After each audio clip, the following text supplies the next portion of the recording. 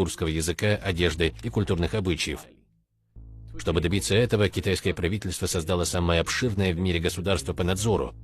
Камеры распознавания лиц, сканеры тела, обязательные приложения, GPS-отслеживание и беспилотники охватывают каждый сантиметр региона, и китайские технологические компании, такие как Huawei, используют эти государственные контракты для разработки еще более навязчивых систем. Недавнее пропагандистское видео, выпущенное китайским правительством, показывает масштабы этого наблюдения, как минимум с 5 камерами в одном классе, которые рекламировались из-за своих простых учебных целей.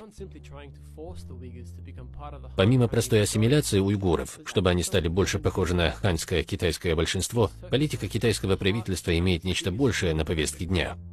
Восточный Туркестан находится в центре крупнейшего мирового проекта Китая «Пояс и дорога». Этот многомиллиардный проект охватывает весь земной шар и позволяет Китаю стать экономической сверхдержавой в конкуренции с США. Чтобы достичь этого,